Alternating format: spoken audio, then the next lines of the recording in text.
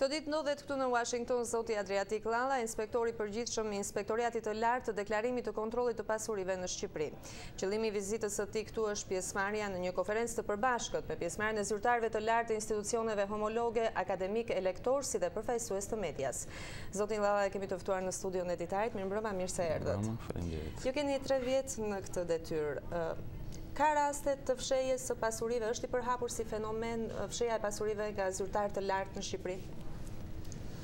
Në punën tonë të përditshme ndeshim raste të ndryshme të normalisht të fshehjes së pasurisë, për qëllim është ngritur dhe ky institucion për të verifikuar pasurinë të zgjedhur dhe në punësve publik.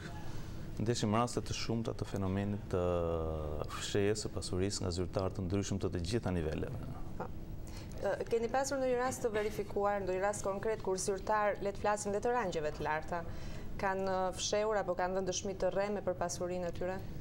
Në raste të tilla kanë qenë të shumta, vlen të përmendet se vetëm për vitin në vijim, pra nga fillimi i këtij viti deri tani, ne kemi kallëzuar penalisht rreth 10 zyrtarë të niveleve të ndryshme për fshehje dhe zyrtarë të niveleve të larta për fshehje të pasurisë apo për shkelje të tjera ligjore që kanë të bëjnë me ligjin për deklarimin dhe kontrollin e pasurive. Njerëz gjatë kësaj periudhe ne kemi gjetur me 10 zyrtarë të tjerë në kushtet e konfliktit të interesave, ndaj të cilëve sërish janë marrë masat të parashikuara në ligj, për masat administrative të parashikuara në ligj, lidhur me shkeljen që është konstatuar në veprimtarinë e tyre. Çfarë masa merren? Çfarë si është ligji për ndëshkimin në rastin kur kemi deklarim të rrem apo mos deklarim të pasurisë? Çfarë parashikon ligji?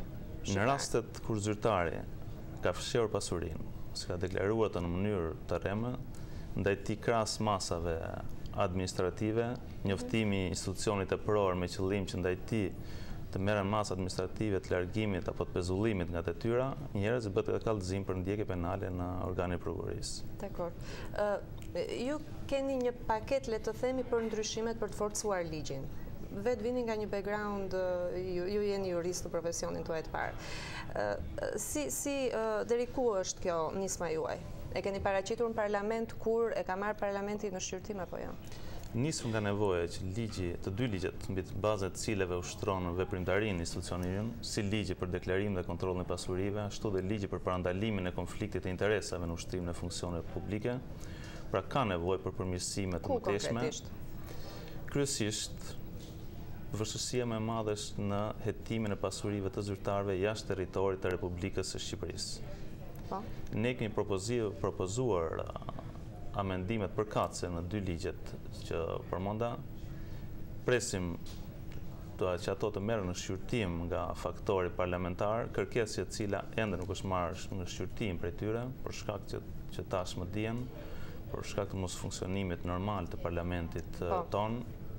Po njerëz i krahas procesit të verifikimit të pasurive jashtë territorit të Republikës së Shqipërisë, e rëndësishme është edhe shpërsimi i sanksioneve ndaj zyrtarëve që gjenden në shkelje të ligjit, me qëllim konkretisht që ju çfarë propozoni? Çfarë duhet ta shpërsuar, çfarë duhet forcuar në ligjin ekzistues? Administrative apo dhe penale ndaj zyrtarit të jetë në raport të drejtë me shkeljen e kryer prej tij. Për shembull, marrim një rast të tillë që të jetë më e kuptueshme për ata që na ndjekin. Dikush jep një deklaratë të rreme ku përfshihen, le të themi, qindra mijëra euro.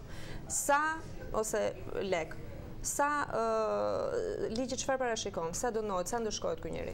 Pra këtu është ajo çfarë ne synojmë të ndryshojmë, pra sepse ligji aktual nuk parashikon diferencime lidhur me zyrtarin që kryen një shkelje, po themi, në kufit minimal dhe ai që kryen shkelje në vlera të tilla. Për tilla raste ne kërkojmë që të ketë një diferencim në varësi të shkeljes së konstatuar në çdo zyrtar.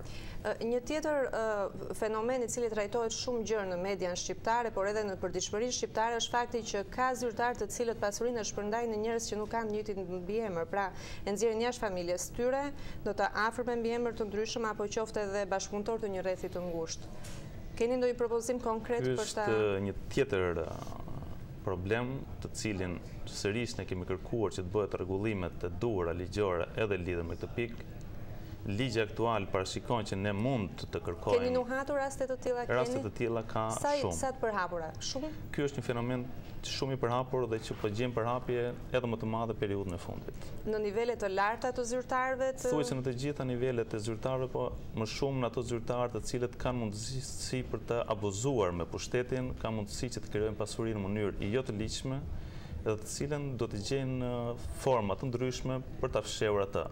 Fenomeni i fshehjes së pasurisë në emër të personave të tjerë ka një përhapje të gjerë. Ne aktualisht aplikojmë deklarime me kërkesë prandaj personave për të cilët ka dyshime se mund të fshehin pasuri të krijuar nga zyrtarë në mënyrë të ligjshme, jo të ligjshme, ne kemi kërkuar deklarime me kërkesë, por ligji aktual nuk parashikon sanksione ndaj këtyre personave të tretë. Dakor, jeni në bashkëpunim me prokurorin, pra ju bëni verifikimin tuaj dhe ja përcjellni prokurorin. Si është bashkëpunimi juaj me prokurorin?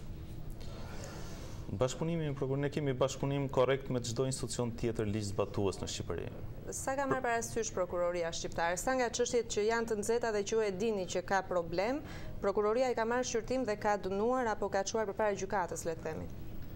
Problemi që ne hasim në raport me prokurorin lidhur me çështjet që ne kemi kallëzuar për këtë institucioni ka të bëjmë pikërisht me mos shqyrtimin në formën e duhur të rasteve të caktuara të kallëzuar prej nesh, kryesisht të zyrtarëve të niveleve të larta.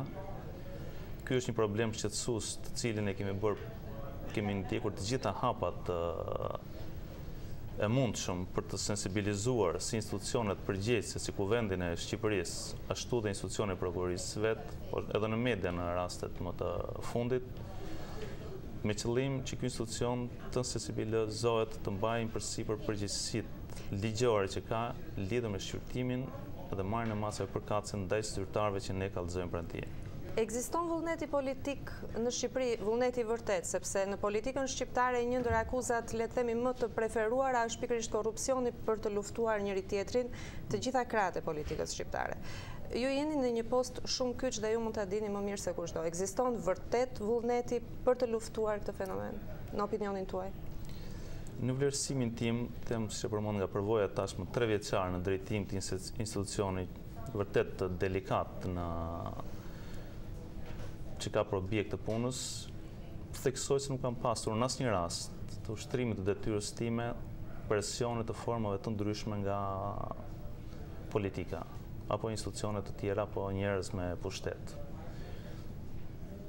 Mendimi im është që dhe zyrtarë të tjerë përgjegjës për zbatimin ose për drejtimin e institucione të tjera më shumë fshihen mbas termave të presionit politik se sa ajo ekziston vërtet. Faleminderit për intervistën, faleminderit për mendimet që ndat në studion e Ditarit. Faleminderit.